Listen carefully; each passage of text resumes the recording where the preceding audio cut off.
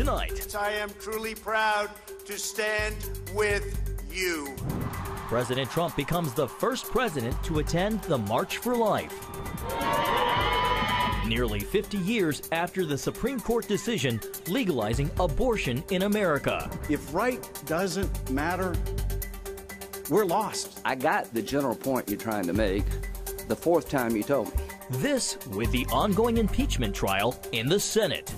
It's bonds of heart and faith. And more from our CBN News exclusive interview with the Vice President in Jerusalem. Another American citizen falls victim to that deadly coronavirus spreading across the globe. And I'm Jim Lara of the PBS NewsHour. Remembering the reporting of a public broadcasting legend. All this and more tonight on Faith Nation.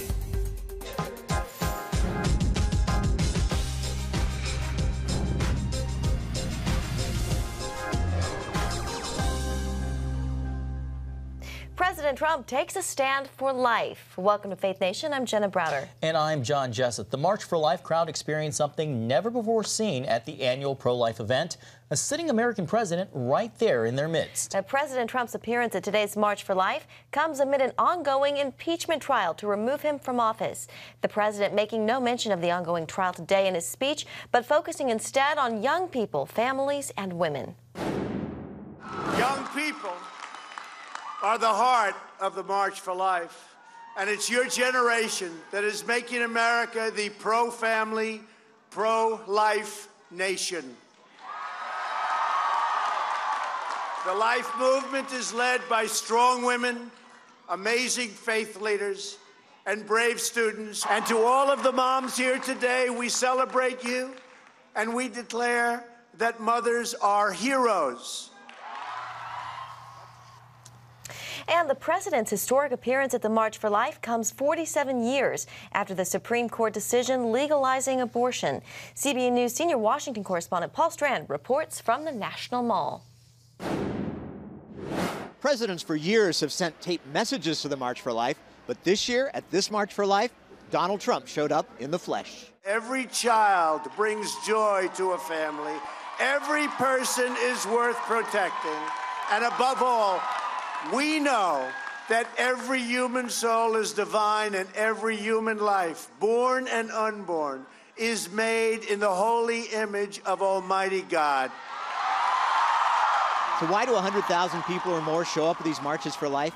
Because 62 million babies have died by abortion, a number almost too big to conceive of.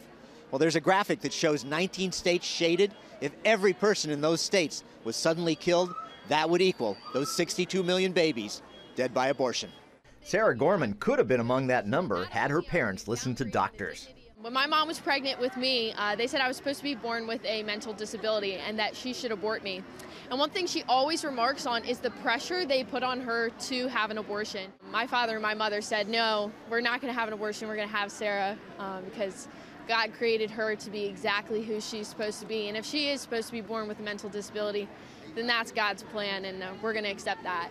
And as you can see, Sarah's fine, going to Father Dave Pavanka's Franciscan University. Every child that is conceived is unlike any other. Those who are most vulnerable, the child within the mother's womb.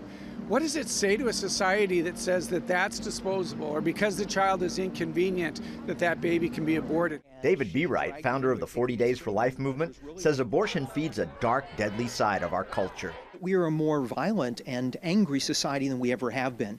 I would say that this culture of death, which has spread across our land for these 47 years since Roe versus Wade, has led to a lot of that toxicity, that caustic nature, and also we're a culture that embraces violence as a so-called solution to a problem. Brandy Swindell, a prominent pro-life leader, says abortion goes against the very nature of who women are. So women were never designed to kill our offspring. It's not who we were created to be. It's not what we were designed to do. And so these multitudes march for the women and for their babies. We're not going to give up this fight. The human life has value. It's sacred. It should be respected. And those most vulnerable, I mean, the child within the mother's womb is most vulnerable. And if we don't speak for them, who's going to? Think about the unborn. Each one has characteristics like fingerprints and DNA that makes them different from every other person that's ever been. And new science now shows us they can feel pain as young as 14 weeks. These aren't just unfeeling blobs of tissue. They're unique creations of God, each and every one. Paul Strand, CBN News, reporting from the March for Life. Well, Chris Ham is a student at Cedarville University with a compelling personal story about abortion. He joins us now from Cedarville, Ohio. Chris, good to have you. You have survived not one, but 2 failed abortion attempts. Share your story with us. Yeah, so my biological mother, for whatever reason, didn't try to access some sort of abortion clinic and tried to self-induce abortions, and both of which failed, thank God. How old were you when you found out, and how do you cope with that knowledge? Yeah, I must have been 12 or 13 the first time when my mother told me. I didn't believe it the first time, actually. And then I think about a year later, around 14 or 15 maybe, my biological sister and I had a conversation about it. And it wasn't as devastating, I guess, as you'd think it was. I mean, it sort of made sense. My biological mother had a lot of issues, and adding another child to that would probably be considered an undue burden on a mother. Right now, as far as coping with it, it's mostly prayer and counseling. So did you have to seek professional counseling, or is that something that you were able to do through prayer and through the church? Mostly through prayer in the church. Again, thank God. It's been a great joy and a great praise in my life to be able to be at least somewhat normal as just as a person. Well, looking at you, you look quite normal. Have you been able to find forgiveness for your mother for those attempts at abortion? Yeah, I think so. It's been a while since I've spoken to her. We don't have much contact anymore now that I'm pursuing a biblical education, but we've had a conversation about it in the past. Chris, I got to imagine that you feel like your life was spared for a reason. What reason do you think God allowed you to survive those attempts that your mom had taken? I think, honestly, for the same reason why he allows any of us on the earth, just to bring him glory. And what is it that you're pursuing there at Cedarville University? Yeah, so I'm actually in the 5-year Biblical Studies Accelerated program.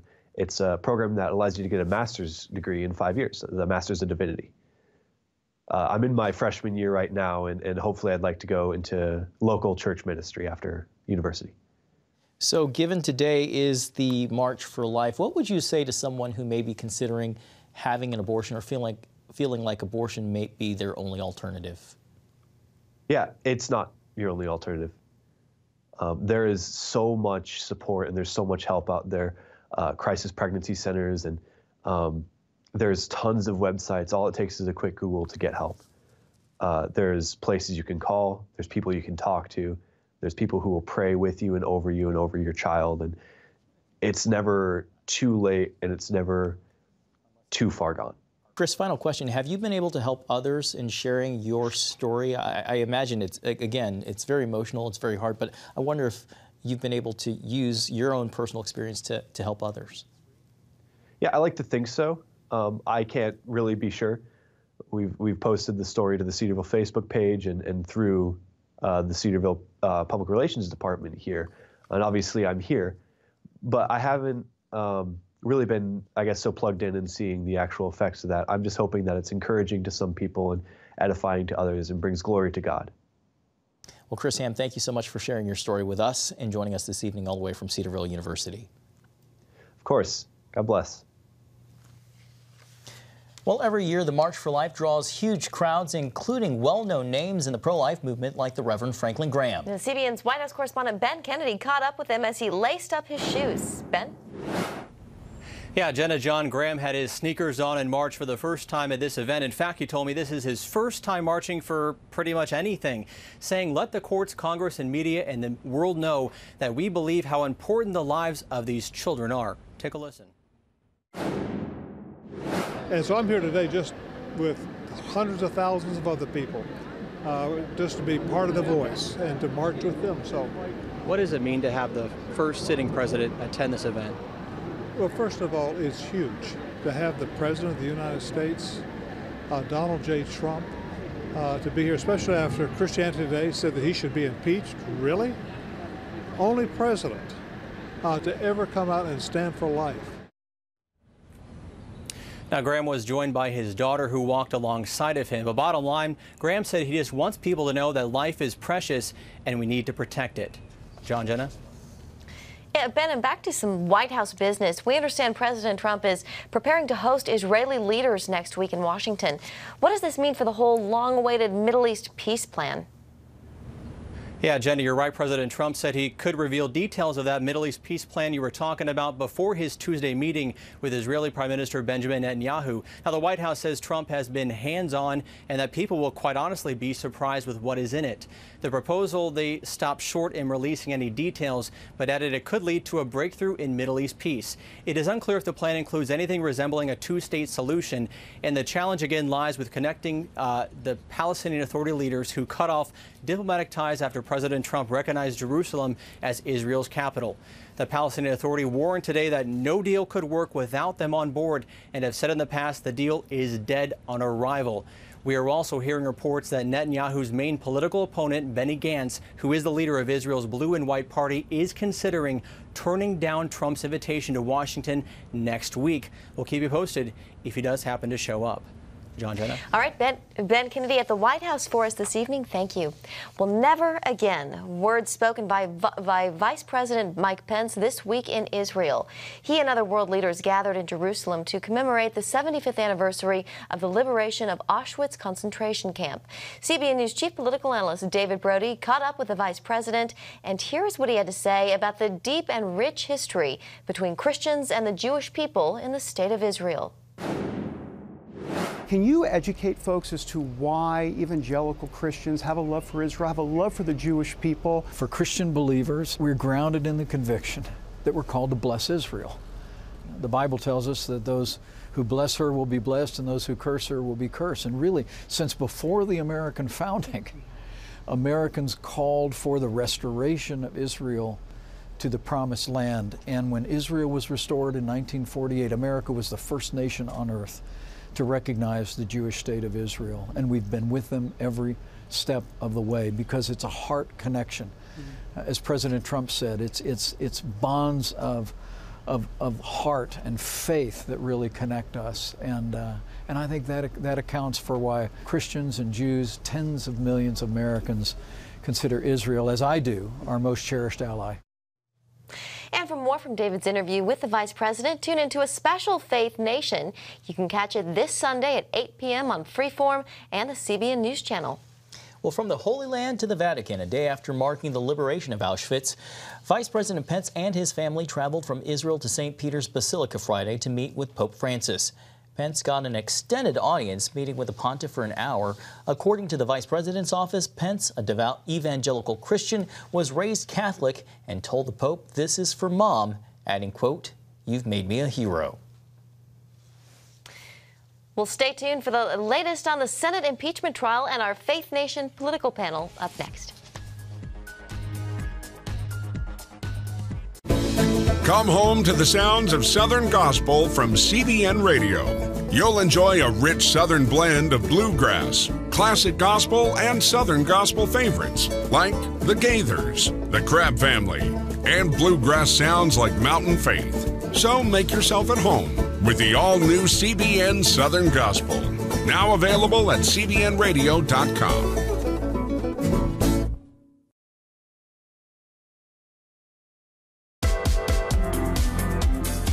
Meet the pastors who are preaching the gospel in a fresh, fearless way.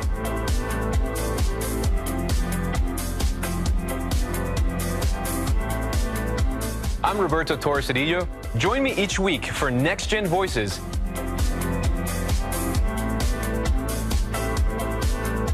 And watch God transform a generation.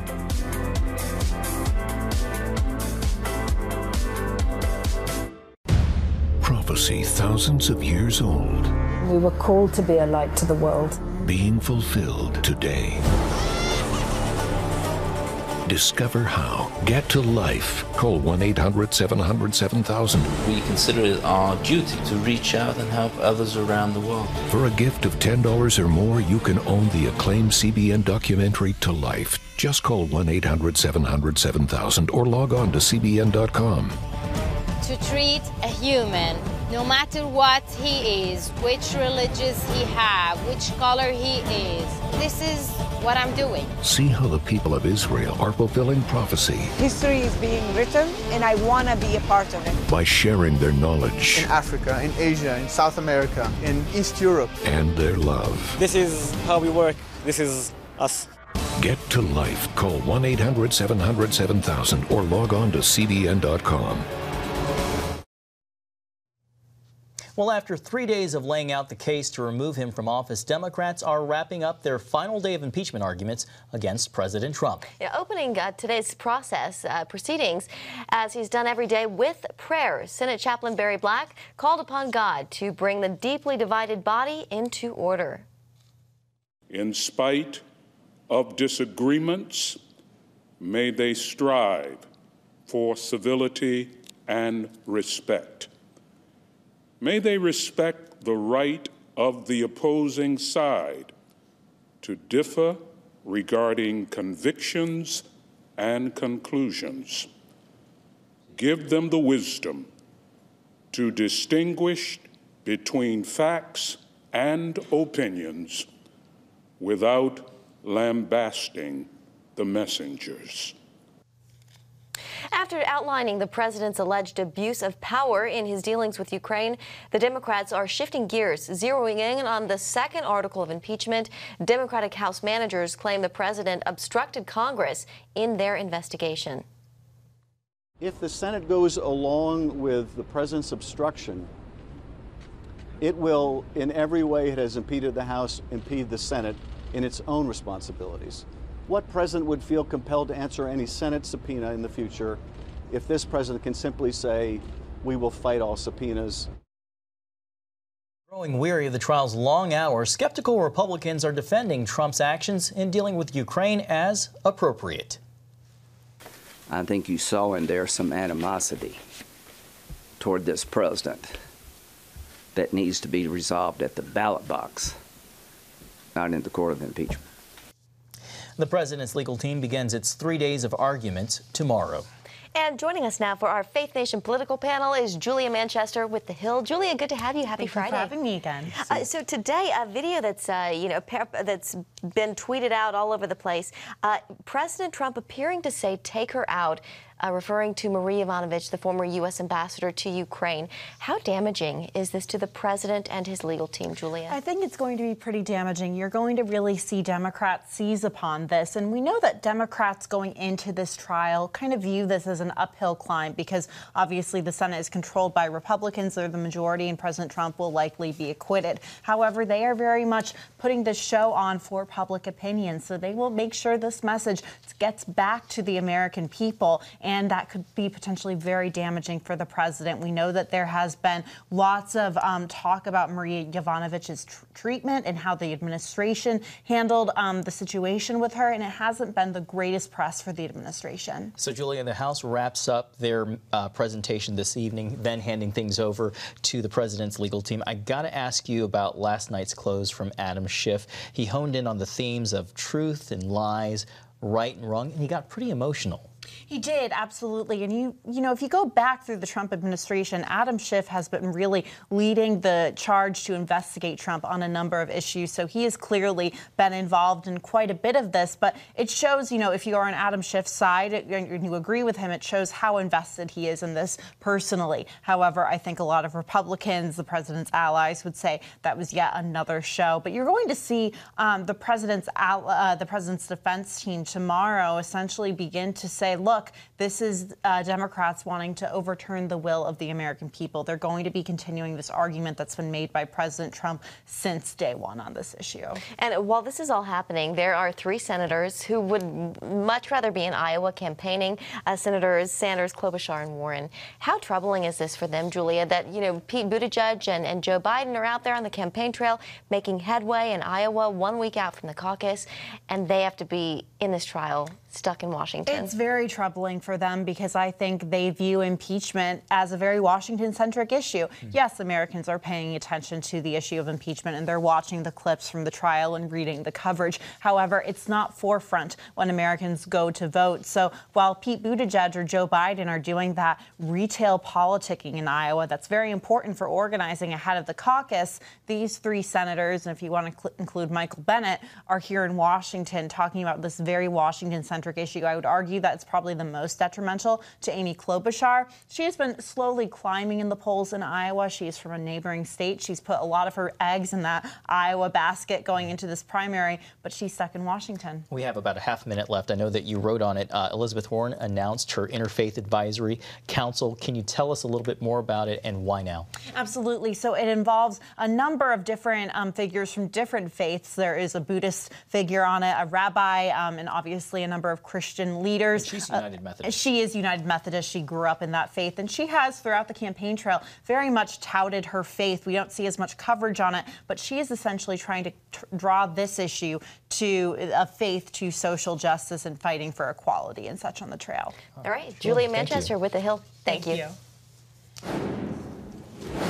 Well, the State Department issues a new travel warning in the wake of the deadly coronavirus with yet another confirmed case in the United States. More on that when we come back. Too often we carry baggage from our past. You know what it's like. It affects everything and everyone in our lives. It's always there, weighing us down and keeping us from achieving true happiness. But do you know God never meant for us to be trapped in the past? You can be free of your baggage.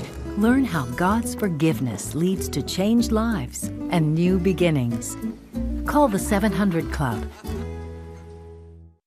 I'm Ephraim Graham, and this is Studio 5. Cruise with me as I discover the good things happening in the world of music, sports, television, and movies. The fact that Ryan Coogler was going to be directing the film, I knew that something special was going to happen. We'll chat with artists at the forefront of entertainment and explore the connection between popular culture and faith. I asked my pastor, I said, well, does that mean I'm supposed to be a preacher? He says, well, no, you already have a pulpit. Watch Studio 5, Wednesday night at 9:30. Tikkun Olam. This is our nature as a country. To make the world a better place. Literally, we felt the earth shaking. The Christian Broadcasting Network presents To Life, how Israeli volunteers are changing the world. This film needs to be seen by everyone. I was in tears. Now you can own the inspiring documentary To Life on DVD. There is blood on our hands if we know and we walk away. I'm so grateful that this film was made. To Life can be yours for a gift of $10 or more. Call 1-800-700-7000 or log on to CBN.com. We know that every minute counts to save life. It'll bless Israel, but it'll also bless all the friends of Israel. Discover the untold story of how Israeli volunteers are making the world a better place. Call 1-800-700-7000 or log on to CBN.com to get your copy today. Welcome back. Tonight, another patient here in the United States has tested positive for a deadly virus spreading across the globe as the death toll and number of people sickened from the coronavirus continue to rise. And the State Department has now issued a new travel warning as we learn about a third possible case here. And in China, 35 million people are being quarantined. American health officials are monitoring 3 possible new cases of the deadly coronavirus. A student at Texas A&M is self-quarantined in his home after returning from China. The patient had mild symptoms and was improving, so that's a very good sign. At LAX, one of 5 U.S. airports screening flyers, another man landing from Mexico is being tested for symptoms. And now a third possible case involving a student at Tennessee Tech. The first confirmed case in the U.S., a man in his 30s, is being monitored in biocontainment isolation outside Seattle. The immediate risk to the American public is low. However, this situation is evolving quickly, and I do expect more cases in the United States. In just the last week, the virus has spread to 10 countries, sickening more than 800 people and killing at least 26. Most of those deaths in Wuhan, one of China's biggest traveling hubs. The city is overwhelmed as people there complain about not being able to be screened. This video shows the frantic construction of a new hospital in Wuhan, specifically for coronavirus patients. And a travel ban remains in place there and 9 other nearby cities as health officials try to contain the outbreak. Right now, more than 35 million people are under quarantine. And fears of the virus spreading come as the first European cases were confirmed today. For more coverage on the coronavirus, go to cbnnews.com. Coming up, honoring honesty, hard work, and commitment. A look at the legacy of an icon in public broadcasting. It's the new Superbook Bible app. It's packed with games, activities, and Superbook episodes that you can watch for free. Oh, no! There's trivia, a fun daily devotional, and answers to your Bible questions. Plus, an easy-to-understand Bible the whole family will enjoy. You can even create your own Superbook character. Ta-da! It's the new Superbook Bible app. Free downloads on iTunes, Google Play, and Amazon. From Washington, D.C., uncompromising stories, interviews, and analysis from veteran journalists David Brody. Escalating fight. Jenna Browder. Chose his words carefully. Ben Kennedy. Plan to join him. And Amber Strong. For impeachment grows a little bit louder. Bringing you the political news that matters. We get out and tell the story of the progress that we're making in this country. Watch Faith Nation, weeknights at 6 on the CBN News Channel. We will move the American embassy to the eternal capital of the Jewish people, Jerusalem. As the nations rage, you can stand with Israel. History is being written, and I want to be a part of it. Call 1-800-700-7000 and get to life. This is our nature as a country. Discover the untold story of how Israeli volunteers are changing the world. We consider it our duty to reach out and help others around the world. For a gift of $10 or more, you can own the acclaimed CBN documentary To Life. To treat a human, no matter what he is, which religious he has, which color he is, this is what I'm doing. Support Israel in their time of need. Get to Life, now available on DVD. Call 1-800-700-7000 or log on to cbn.com. And I wish that other people throughout the world could see this side of Israel. Finally tonight, we remember one of television journalist's finest members. A paragon of clear and honest reporting, known for his ethics and 9 rules of journalism, Jim Lehrer passed away Wednesday at the age of 85. Do nothing I cannot defend. Cover, write, and present every story with the care I would want if the story were about me. Assume there is at least one other side or version to every story. Assume the same about all people on whom I report. Over his legendary career, Lehrer anchored the MacNeil-Lehrer News Hour for 36 years. On top of that, he moderated 12 presidential debates, more than anyone in history. He also interviewed many world leaders and set the standard for in-depth and trustworthy reporting. He was a well-respected University of Missouri graduate as a fellow Mizzou alum. Yeah, a giant of journalism, That's no right. doubt. Well, that's going to do it for tonight's Faith Nation. Have a great weekend.